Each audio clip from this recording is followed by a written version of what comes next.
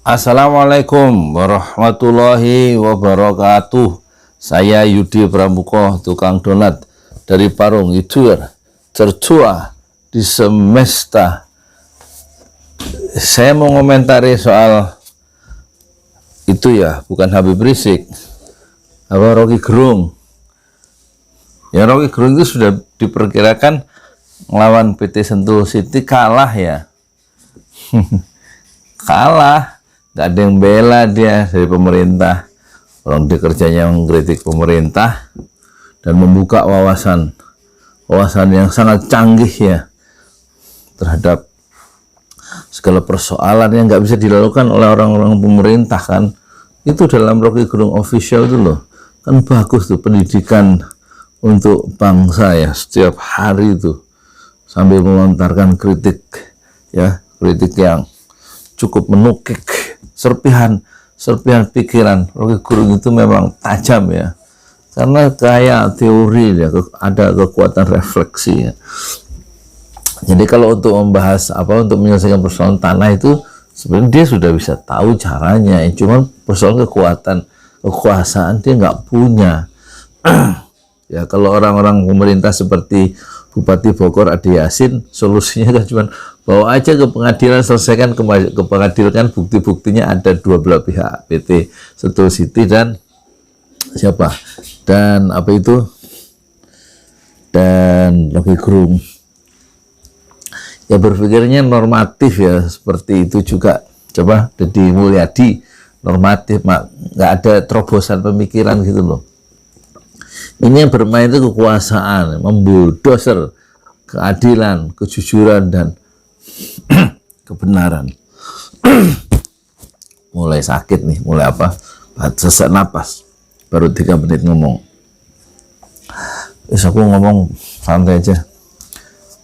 Jadi kalau Kang Deddy kan dibilang yang Deddy Mulyadi yang YouTuber sekarang, sebenarnya lebih cocok dari YouTuber dia daripada anggota DPR.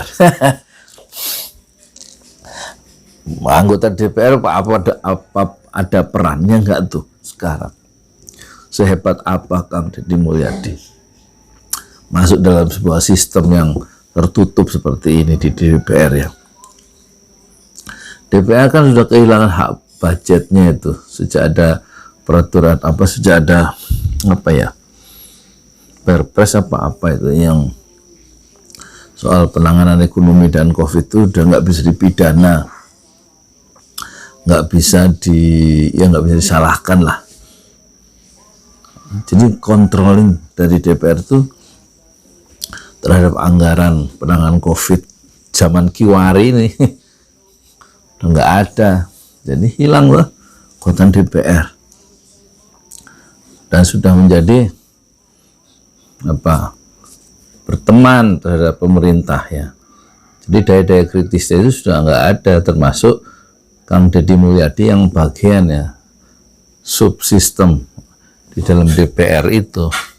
Jadi ketika melihat persoalan Rocky Gerung juga dia hanya normatif ya.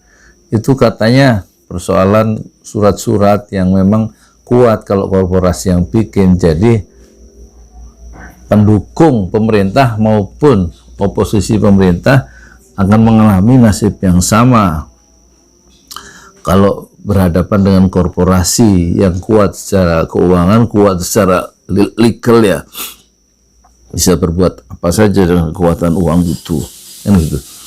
Jadi terus Deddy Mulyadi merumuskan di Kang Deddy Mulyadi channel itu supaya duduk bersama, merumuskan duduk bersama kapan, siapa yang ngajak duduk bersama untuk merumuskan politik pertanahan nasional yang baru, kira-kira gitu ya Pak Kang.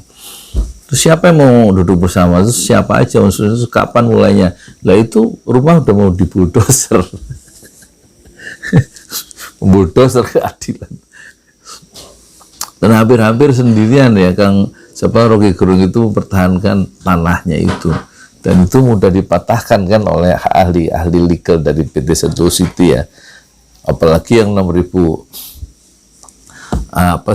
KK, 6.000 orang di desa itu yang kira-kira akan mendapatkan perlakuan sama atau dalam posisi yang lemah berhadapan dengan korporasi gitu loh.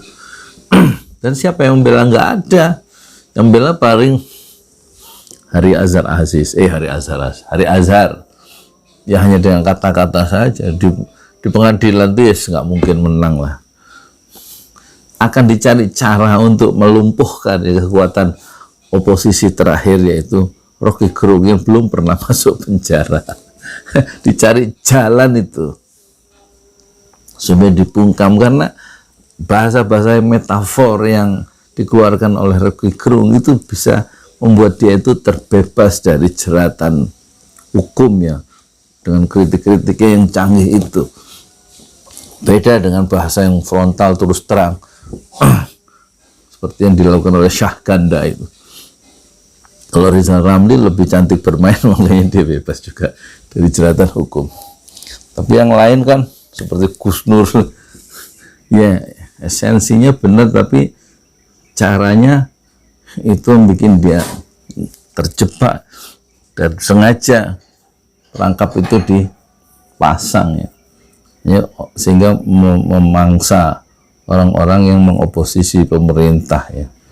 Meskipun sekarang Gus Nur dan kawan-kawan sudah dikeluarkan, tapi kalau Rocky Gerung kan dia bermain canggih, dan sekarang lewat cara itu dia tidak berdaya ya. Tapi percayalah, kekuatan maksudnya Rocky itu akan menang secara moral ya, meskipun tanahnya hilang, hutannya hilang ya, ekosistem hilang di Bojongkoneng itu, tetapi kebenaran, keadilan, dan kejujuran tidak hilang. Saya Yudi Pramuko, tukang donat dari para YouTuber, tercuah di semesta fasbir sabron jamila. Bersabarlah dengan kesabaran yang indah. Sorry saya ngomongnya nggak teratur. Nggak seperti Hersu Bendo Arif, nggak seperti yang lain-lain, Rafli Harun, sorry. Ya saya kemampuan nih terbatas, susah berkembang lagi, kemampuan intelektual kurang baca itu ya, hanya ngomong nyari targetnya itu sampai 24 Desember 2021 ini video saya 1000, sekarang sudah 962, jadi kayaknya tercapai ya, masih ada waktu 3 bulan mungkin sampai 1500 ya. Harus ditarget kalau jadi YouTuber. Pengen jadi YouTuber nggak pernah upload minimal sehari 1 kali. Kalau saya ya kadang 3, kadang 5. Apa aja yang nggak bermutu ya nggak apa-apa, yang penting upload, yang penting kan nggak menghina orang. Jadi diri sendiri, nggak usah jadi kayak Rocky Gerung, nggak usah jadi kayak orang lain, jadi diri sendiri. Jangan jadi orang yang kelihatan pinter gitu, jadi orang biasa aja, karena banyak orang pinter yang lihat YouTube kita ya. Dan kalau yang nggak ada yang nonton video kita upload, yang nonton cuma 5, disyukuri aja, sudah tersebar, sudah sampai ke 5 orang. Pengen dilihat ribuan orang, nggak usah, yang penting upload. Niat nggak sih jadi YouTuber itu? Jadi YouTuber maju mundur ya, kalau maju mundur, habis maju mundur ya, terus nggak bergerak di tempat. Ditarget 5 sehari gitu, atau 1 hari lah 1 gitu. Jadi 30 hari 30 video. Niat nggak sih jadi YouTuber? Nggak usah datang ke rumah saya untuk belajar. Tanya anak SMA kiri kanan cara upload itu gimana, gampang. Anak SMA, anak SMK, anak SMP juga bisa belajar kiri kanan, selesai. Itu simple. Sangat simple ya. It's very simple. Very simple itu sangat sederhana. Nggak usah pada kesini, ngapain sih pada kesini mau belajar? Itu di WA banyak bener. Dari berbagai kota. Nggak usah belajar sama saya itu tukang donat. Sekarang jualan gorengan, mau belajar jualan gorengan. Bisa goreng risol sama tempe goreng. Udah ya.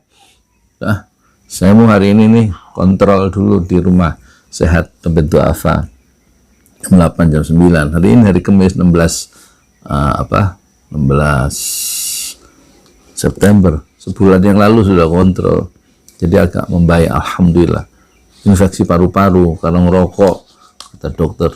Saya ngerokok 40 tahun yang lalu, sebungkus seminggu, karena pengen tahu rasanya rokok. Anak-anak pesantren itu waktu saat teman-teman saya sekelas dulu di UIN, Universitas Islam Negeri Jakarta, kok pada ngerokok sih habis kuliah tuh di luar kelas.